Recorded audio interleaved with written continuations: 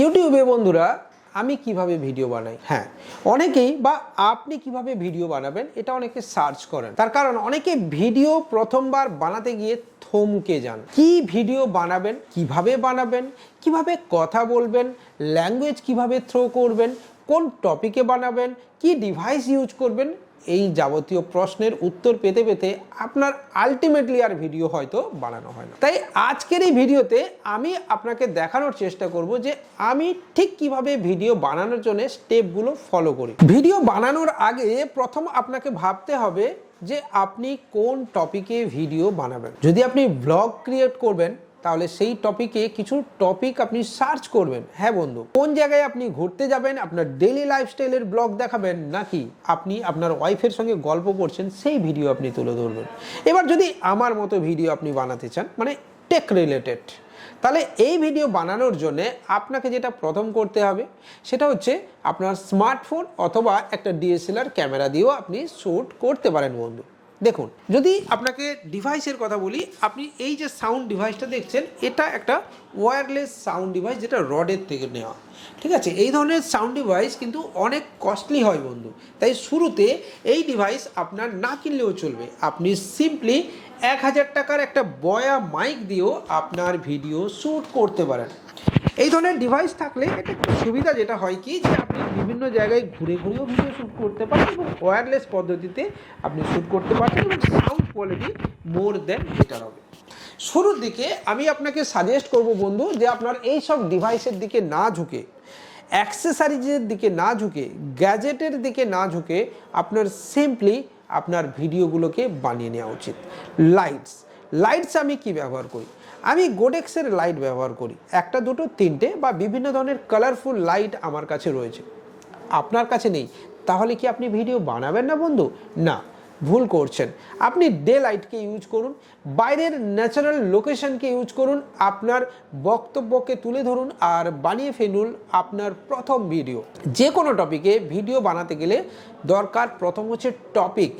এইবার টপিক পেতে গেলে আপনি সিম্পলি ইউটিউবে বা গুগলে সার্চ করুন যে আপনি ঠিক কী টপিক নিয়ে কথা বলতে চান।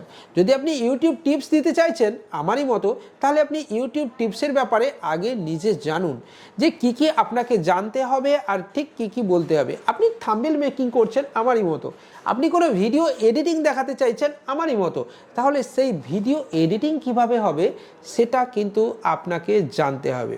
এবার নিজের লজ্জা কাটিয়ে, লজ্জা কিনা ভয় তিন থাকতে নয়, এটা কিন্তু আপনাকে ঝেড়ে ফেলতে হবে। আপনার পাশের মানুষজন কে কি ভাবছে, কে কি বলছে, কে কি টিপ্পনি কাটছে, এটা গুরুত্ব দেওয়া যাবে না বন্ধু। এটাকে বাদ দিয়ে আপনাকে কিন্তু ভিডিও বানাতে হবে। ভিডিও বানানোর ক্ষেত্রে তিনটে মূল বেসিক জিনিস বা বেসিক থিওরি আপনি ফলো করবেন।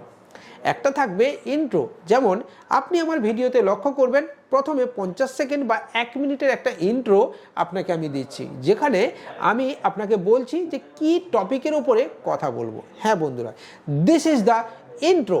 আর এই ইন্ট্রো শেষ হয়ে যাওয়ার পর আপনি আপনার ইউটিউবের একটা লোগোকে ব্যবহার করতে পারেন, বা ইন্ট্রোর পরে আপনার লোগো রিলেটেড একটা থিম সংকে ক্রিয়েট করতে পারেন আপনি মোবাইল অ্যাপস দিয়ে অথবা কম্পিউটারে দিয়ে, ক্যানভা দিয়ে। হ্যাঁ, এবং নেক্সট ভিডিওতে আমরা আপনাদের জন্য আনবো যে ক্যানভা থেকে কিভাবে আপনি ডিজাইন করতে পারবেন, অসাধারণ থাম্বনেল আপনি মেকিং করতে পারবেন। যদি দেখতে চান চ্যানেলটাকে সাবস্ক্রাইব করবেন এবং ভিডিওটাকে পুরো কন্টিনিউ অবশ্যই করবেন। মাঝের পোর্শনটা বন্ধু, মানে অর্থাৎ ইন্ট্রো হয়ে যাওয়ার পর মূল যে টপিকটা যেটা নিয়ে আপনি বলবেন, যেমন আমি আপনাকে বোঝাচ্ছি যে কীভাবে আপনি ভিডিও বানাবেন, আপনি মোবাইল তুলে কিভাবে একটা স্মার্টফোন থেকে কিভাবে ভিডিও বানাচ্ছেন সেটা আপনাকে বোঝাতে হবে।